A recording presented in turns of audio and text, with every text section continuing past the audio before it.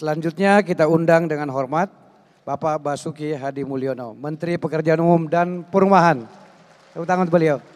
Assalamualaikum warahmatullahi wabarakatuh. Bapak Presiden, Bapak Menteri, Bapak Gubernur, Bupati Wali Kota dan hadirin yang kami hormati. Saya berdiri karena saya grogi, jangan dikira apa-apa. Tadi Pak Aswaranas, begitu beliau mau bicara, waduh hilang kabeh iki materiku. Gitu. Karena ada Pak Presiden masuk. Ternyata memang Bapak Presiden ini konsisten, ini hanya ngecek apa yang disampaikan oleh Pak Mendagri tadi. Kalau sudah ada Panglima, ada Kapolri, ada yang lainnya, bawahnya pasti nggak akan pergi. Nah, beliau kembali lagi ngecek ini pada pergi apa enggak ini. Nah, ternyata masih penuh semua, termasuk menterinya ini. Beliau ngecek menterinya Pak, bukan ngecek siapa-siapa. Bapak sekalian yang saya hormati, saya ingin menggarisbawahi, mungkin kalau tadi sudah terlalu banyak yang bicara, 5 hal yang disampaikan oleh Bapak Presiden. Pertama tentang isu-isunya, inflasi dan investasi, kemudian stunting, kemiskinan ekstrim, dan kota tematik. Ini semuanya berhubungan dengan tugas dan tanggung jawab Kementerian Pekerjaan Umum dan Perumahan Rakyat. Tentang inflasi dan investasi. Tadi Bapak Menko Perekonomian dan Ibu Menteri Keuangan serta Bapak Ketua Kepala BPS, inflasi pertama disebabkan karena harga beras.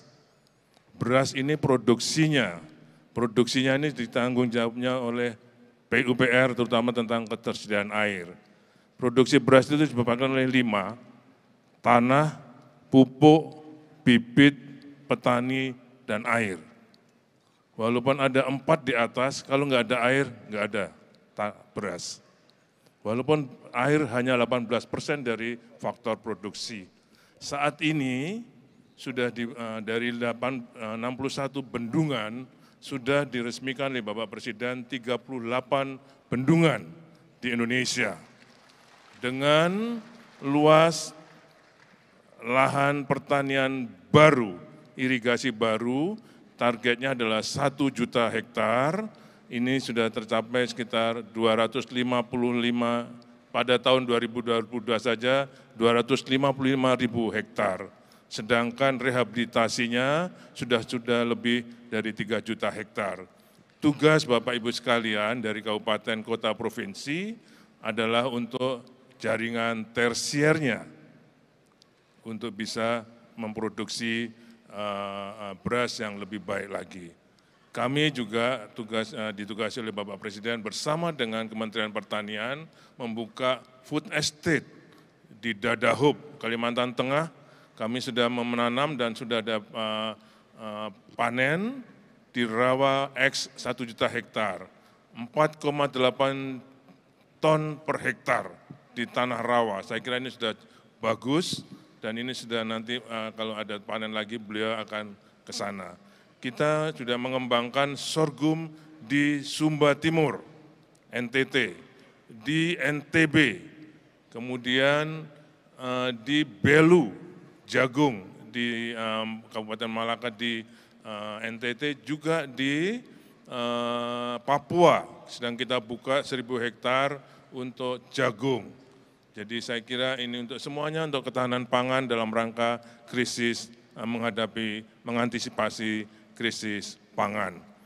Distribusi yang mempengaruhi inflasi dan juga investasi sudah dibangun pada sampai dengan tahun 2022 ini sekitar 1.850 km jalan tol, dan pada tahun 2024 nanti insya Allah akan dibangun jalan tol baru 2.700 km. Kalau disampaikan sebelumnya 700, jadi sekitar 3.700 km tol akan terbangun sampai dengan 2024. Insya Allah kami sedang upayakan sampai dengan Trans Jawa sampai Banyuwangi.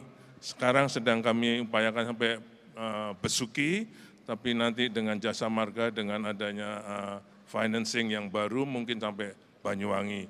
Sedangkan yang tol Sumatera sampai dengan Jambi. Kita lihat kalau untuk investasi di sepanjang tol Sumatera, di exit-exit itu, sekarang kebutuhan PLN sudah meningkat. Artinya geliat ekonomi di exit-exit tol sudah mulai bisa kita lihat.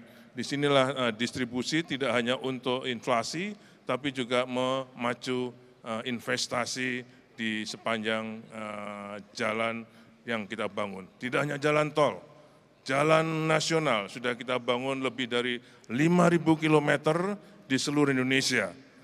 Tadi Bapak Presiden sudah menyampaikan dengan pembangunan infrastruktur di seluruh Indonesia, di perbatasan sepanjang perbatasan paralel Kalimantan, bahkan juga di NTT, antara NTT dan Timor Leste, dan juga di Papua, investasi di luar Jawa sudah mencapai 53%. Bapak sekalian, sekarang tugas kita ke depan, Kabinet Indonesia Maju masih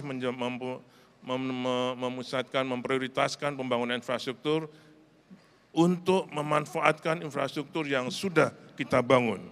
Kami ditugasi untuk menghubungkan jalan-jalan tol pada pusat-pusat produksi. Contohnya di kawasan industri terpadu Batang di Jawa Tengah. Sudah 400 hektar lebih yang sudah terjual. Sekarang konsepnya baru, investor hanya membawa uang dan teknologi. Pak Bahlil dan saya menyiapkan prasarananya, Pak Bahlil regulasinya. Jadi investor hanya membawa uang dan teknologi untuk menginvest. Ini pengalaman dari arahan Bapak Presiden, 33 industri yang pindah dari Tiongkok, tidak ada satupun yang mampir di Indonesia. Dipelajari, kemudian oleh Presiden diarahkan, coba Batang. Ternyata tidak ada setahun sold out, semua sudah terjual. Nah, ini yang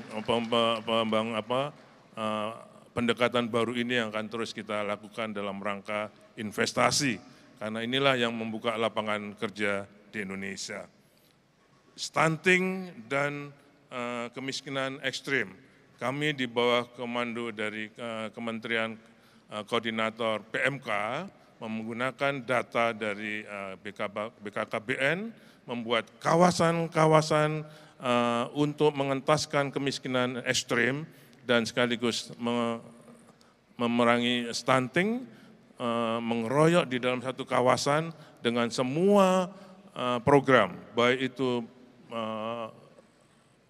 upgrading rumahnya dengan BSPS, penyediaan air bersihnya, kemudian sanitasinya, sehingga itu semua nanti setelah itu diperbaiki prasarananya, Kemensos akan datang dengan pemberdayaannya.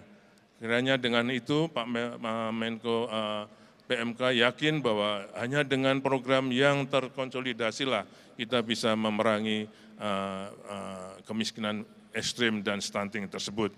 Kami juga melakukan pembangunan dengan PISU, jadi prasarana investasi untuk ekonomi wilayah melalui pembangunan prasarana di kawasan-kawasan perdesaan. Ibu Bapak sekalian, kota tematik yang disampaikan oleh Bapak Presiden tadi, kami juga sudah ditugaskan untuk membantu kabupaten, kota, dan provinsi yang ingin merencanakan kota-kota yang masa depan. Kami akan turun bekerjasama dengan para bupati dan wali kota untuk merencanakan kota-kota yang seperti yang diidam-idamkan kita semua, sehingga tidak semua kota ruko, semua kota membangun ruko, sama. Kita ingin kota Sumbar dengan Bagonjong, kota di Toba dengan Garogak, di Jogja dengan apa Pak Sultan? Dengan joglonya, jadi semua ada identitasnya. Di Lampung dengan pisang, ya. Ada manggis, ada durian. Saya kira kalau ada kota durian, pasti akan dikunjungi oleh Bapak Presiden. Nah, saya yakin itu. Saya kira itu Bapak sekalian yang bisa saya sampaikan. kiranya ke depan tugas-tugas kita untuk meneruskan pembangunan infrastruktur, apa yang sudah kami bangun dengan DAK fisik yang tadi disampaikan oleh Ibu Menteri Keuangan, bisa kita arahkan, memfokuskan, bisa mengkolaborasikan, memanfaatkan apa yang sudah kita bangun selama ini. Kurang lebihnya saya mohon maaf. Assalamualaikum warahmatullahi wabarakatuh. Waalaikumsalam warahmatullahi wabarakatuh. Tepuk tangan yang meriah buat beliau.